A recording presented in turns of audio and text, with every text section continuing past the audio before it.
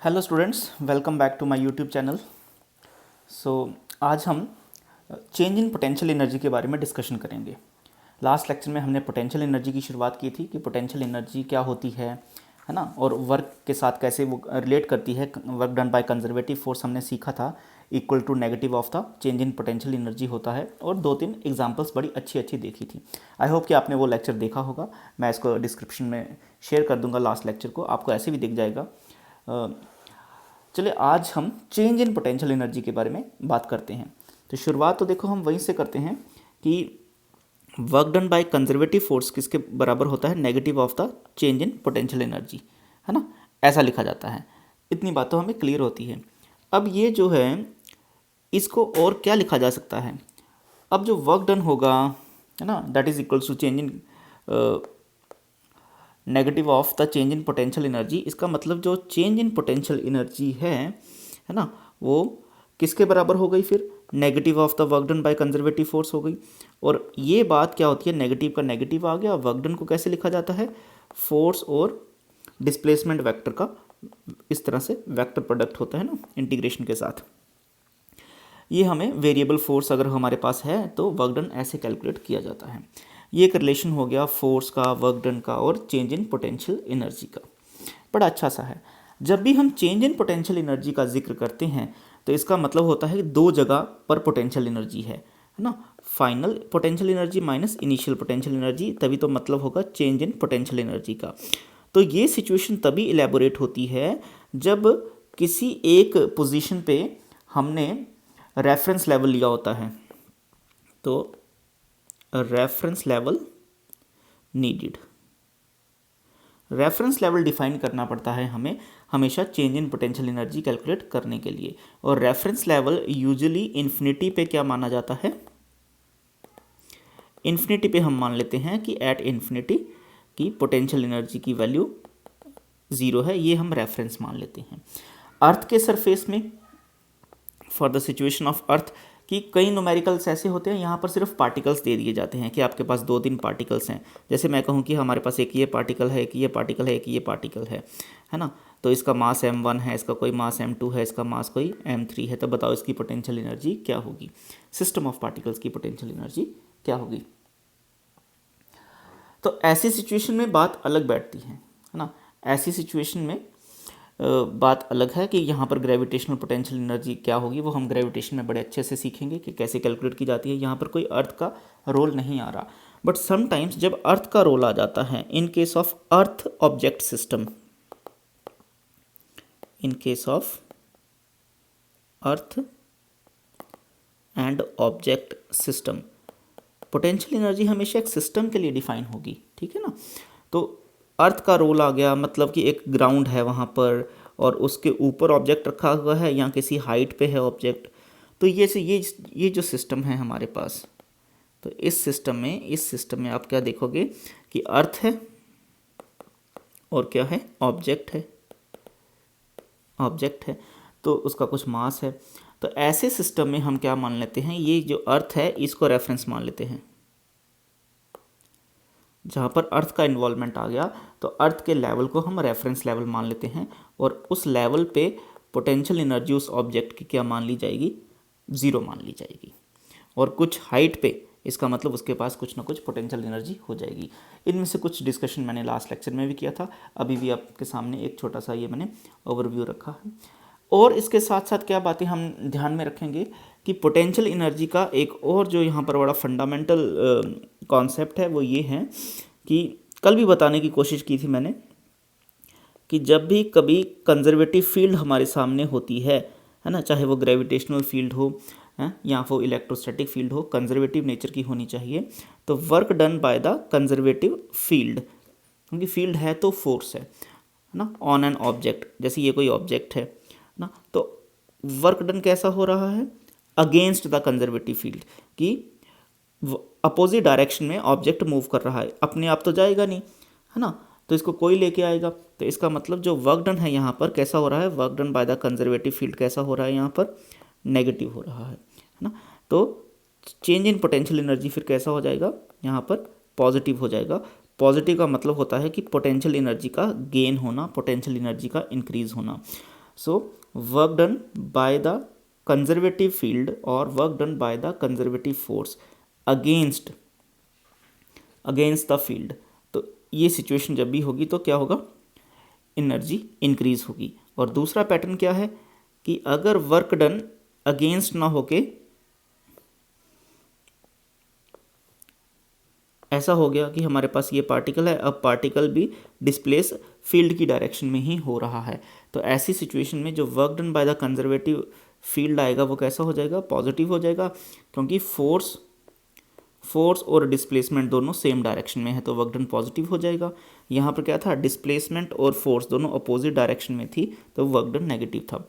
यहाँ पर work done positive हो गया तो delta U that is the change in potential energy कैसा आएगा, नेगेटिव आएगा। इसका मतलब क्या हो रहा है, डिक्रीज हो रही है या लॉस हो रहा है। ये बातें भी आपको पता होनी चाहिए। एग्जाम्पल एक देखते हैं। एग्जाम्पल हमें क्या सिखाता है, एग्जाम्पल हमें सिखाने की कोशिश कर रहा है कि हमारे पास एक फंक्शन है फोर्स इज इक्वल टू के अपॉन आर स्क्वायर। ये एक फंक्शन है हमारे पास ना इन द कंजर्वेटिव फोर्स। तो ये फोर्स जो है where F is the conservative force,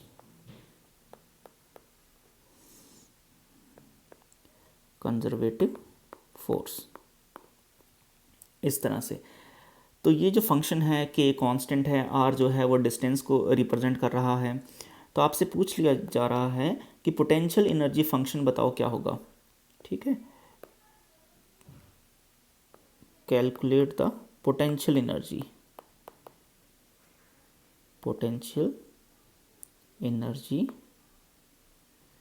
function u of r, ये कैलकुलेट करना है। एज्यूम क्या किया गया, assuming zero potential energy at r equals to r naught, zero potential energy at r equals to r naught. तो फिर दूसरे part में कहता है also determine the potential energy, determine the potential energy. देखो आप वीडियो को स्पीड इंक्रीज करके वीडियो को देख सकते हैं, क्योंकि लिखने में तो टाइम लगेगा, अब बिना लिखे तो बात बनेगी नहीं टीचिंग में। तो ये अब दूसरा आपको कैलकुलेशन में करना है इसका। चलिए इसको देखते हैं, इसको कैसे किया जाएगा। अब हमें बाय डेफिनेशन क्या होता है कि जो पोटेंशियल एनर्जी लिखी जाती है दैट इज़ पोटेंशियल एनर्जी ऐसे लिखी जाएगी, फाइनल माइनस इनिशियल, है ना। ये इनिशियल हो गया और ये फाइनल हो गया। ठीक है, फाइनल माइनस इनिशियल किसके बराबर, नेगेटिव ऑफ द ना एफ डॉट डी आर लिखा जाएगा। कहाँ से कहाँ तक है, इनिशियल से लेके फाइनल तक है। अब आपको फोर्स का फंक्शन तो दे रखा है ना, फोर्स का फंक्शन क्या है, k upon r square d r. तो आर नॉट से आर, इस तरह से।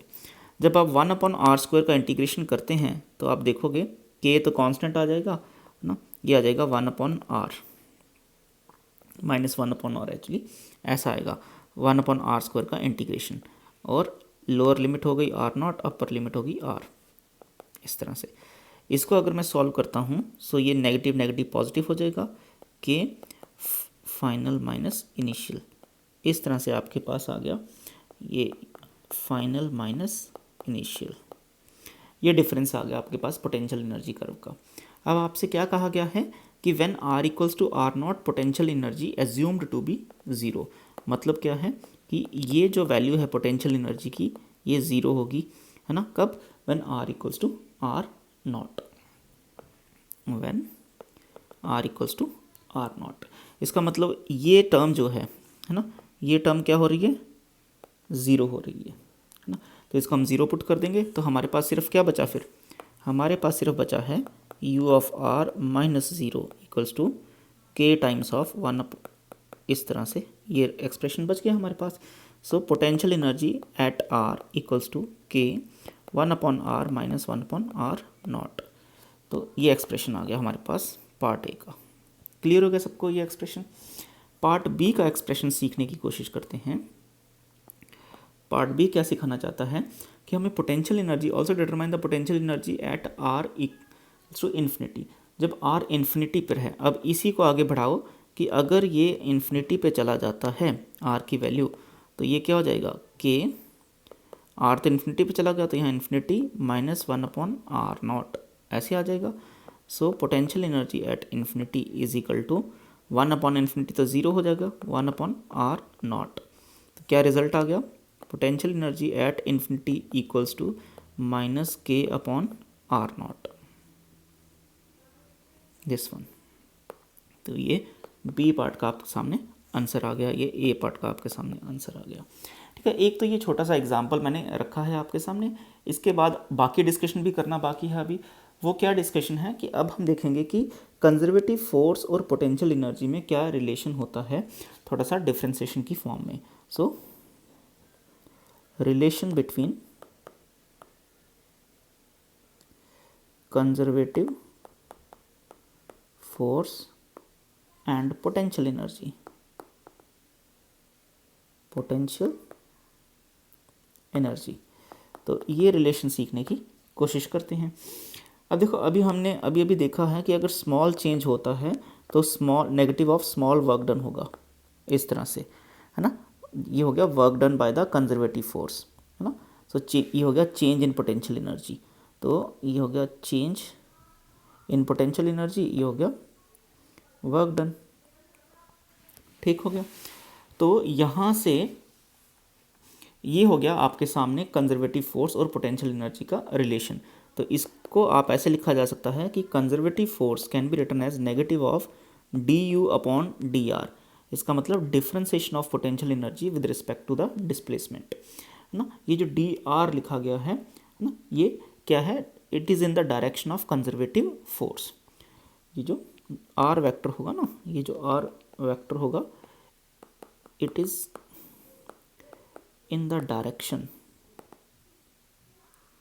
of conservative force। ठीक, तो ये एक्सप्रेशन बड़ा ही ज़्यादा इंपॉर्टेंट है, बहुत ज़्यादा इंपॉर्टेंट एक्सप्रेशन है ये। Force is equal to -du/dr। तो ये dr जो है ये 3 डायमेंशनल होता है ना, तो इसके 3 कंपोनेंट्स इसके बनाए जा सकते हैं। एक्चुअली ये क्या बता रहा है कि जो हमारे पास कंजर्वेटिव फोर्स होती है उसको अगर एनालाइज करना हो, वो हो गया negative of slope of potential energy displacement curve, slope of UR curve. इस तरह से कि हम स्लोप निकालेंगे पोटेंशियल एनर्जी और R जो डिस्प्लेसमेंट है उसका कर्व का स्लोप निकालेंगे, और उसका नेगेटिव साइन जो होगा वो किसकी डायरेक्शन देगा, वो फोर्स के बारे में आपको जानकारी देगा।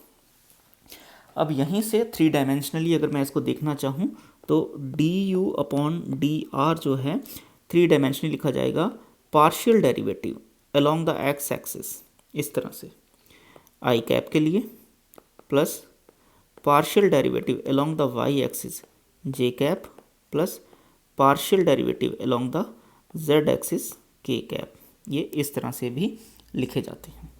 तो यहाँ से फिर फोर्स क्या आ गया, so force can be written as, which is a vector quantity, negative of partial derivative x cap, partial derivative of potential energy along the y axis j cap, plus partial derivative of potential energy along the z axis k cap। ऐसा लिखा गया ना। तो ये expression भी बड़ा काम का होता है, न्यूमेरिकल पूछे जाते हैं, नीट में बहुत सारे सवाल पूछे जाते हैं इस फॉर्मूले के ऊपर, इस फॉर्मूले के ऊपर। अब पार्शियल डेरिवेटिव कैलकुलेट कैसे किया जाता है, ये चीज़ सीखनी है कि पार्शियल डेरिवेटिव कैसे कैलकुलेट करें। पार्शियल डेरिवेटिव देखो कैसे कैलकुलेट करेंगे कि फॉर एग्जांपल कि मेरे पास अगर u का वैल्यू है 3xyz, है ना, तो यहाँ से du/dx जो होगा ना, इसका मतलब है कि यहाँ पर y और z कंसीडर होंगे कांस्टेंट, इसका ये मतलब होता है। तो ये कैसा आ जाएगा, y और z 3 भी कांस्टेंट, y और z भी कांस्टेंट, तो डिफ्रेंसिएशन किसका हो रहा है, फिर सिर्फ x का हो रहा है ना, सिर्फ x बचा ना, x का डिफ्रेंसिएशन हो रहा है, ये टर्म कैंसिल हो जाएंगी, सो 3yz आ जाएगा।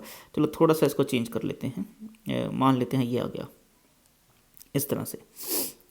तो अगर मुझे du/dy कैलकुलेट करना हो तो ऐसी सिचुएशन में क्या मतलब है कि x और z क्या होंगे, यहाँ पर कांस्टेंट कंसीडर किए जाएंगे, और कांस्टेंट डिफ्रेंसिएशन से बाहर आ जाते हैं, तो x भी बाहर आ गया, z भी बाहर आ गया, तो डिफ्रेंसिएशन सिर्फ किसका होगा, वाई वाली टर्म्स का होगा तो इस तरह से होगा। तो वाई स्क्वायर का डिफ्रेंसिएशन कितना 3xz और ये हो गया 2y which is equals to 6xyz ऐसे। ठीक है, आई होप कि आपको पार्शियल डेरिवेटिव भी सॉल्व करना आ गया होगा। अब मैं एक छोटा सा एग्जांपल कंसीडर करता हूँ तो इसको सीखते हैं और अच्छे से। कहता है कि हमारे पास पोटेंशियल एनर्जी की कन्फिगरेशन है जिसको लिखा गया है U is equal to KXY, है ना, K is a positive constant. कहता है find the force acting on the particle of the system as a function of x and y। तो हमें फोर्स का कैलकुलेशन करना है जो पार्टिकल पे एक्ट कर रही है as the function of x and y। तो x और y की टर्म्स में हमें ये फोर्स कैलकुलेट करना है। अब इसको कैलकुलेट करने के लिए मेरे पास फोर्स का बड़ा अच्छा एक्सप्रेशन होता है, negative of du upon dx I cap, है ना, और नेगेटिव अगर मैं कॉमन ले लेता हूँ प्लस du अपॉन dy जे कैप, है ना। z लिखने की यहाँ पर ज़रूरत नहीं है क्योंकि जो हमारे पास पोटेंशियल एनर्जी गिवन है उसमें z नहीं है। चलिए इसको अब मैं सॉल्व करता हूँ, नेगेटिव ऐसे लिख लेता हूँ d अपॉन dx, u की वैल्यू क्या है kxy, ये आई कैप लिखा जाएगा, plus d upon dy, u की वैल्यू क्या है kxy और यहाँ पर j कैप लिखा जाएगा ऐसे करके। अब देखो जो फर्स्ट टर्म है, ये जो टर्म है इसमें x वेरिएबल रखेंगे और k और y कांस्टेंट की तरह बिहेव करेंगे। तो k और y को मैं बाहर लिख लूँगा डिफ्रेंसिएशन से, तो ये आएगा डिफ्रेंसिएशन इस तरह से, ये x आ गया, ठीक, आई कैप, प्लस फिर सेकंड टर्म जो है मेरे पास उसमें y वेरिएबल होगा, k और x कांस्टेंट की तरह बिहेव करेंगे, तो इसलिए मैं y को ऐसे रखूँगा, ये हो गया जे कैप। तो फोर्स यहाँ से क्या होगा, अब ये differentiation of x with respect to x आ गया, ये 1 हो जाएगा, differentiation of y with respect to y ये भी क्या हो जाएगा 1 हो जाएगा। सो हमारे पास आ गया negative of ky I cap plus kx J cap. k term यहाँ पे कांस्टेंट आ जाएगी, सो k is a constant value, y I cap plus x J cap is the required answer of this problem. ठीक होगी ये बात। चलिए ये छोटा सा एक्सप्लेनेशन मैंने आपके सामने रखा है, आई होप कि आपको पसंद आएगा। बहुत ही इंपॉर्टेंट कॉन्सेप्ट इससे जुड़ा होता है, ये आपको आना ही चाहिए। नेक्स्ट लेक्चर में मैं आपको बताऊंगा कि पोटेंशियल एनर्जी कर्व कैसे होती है, स्लोप कैसे उसकी देखते हैं, फिर हमारे पास जो इक्विलिब्रियम आता है, स्टेबल इक्विलिब्रियम, अनस्टेबल इक्विलिब्रियम या स्टेबिलिटी जो टॉपिक है उसके ऊपर सवाल और उसके कॉन्सेप्ट सब आपके सामने लेके आऊँगा। मिलते हैं नेक्स्ट लेक्चर में, तब तक के लिए सब्सक्राइब करते रहिए, पढ़ते रहिए। Wish you all the best, bye bye.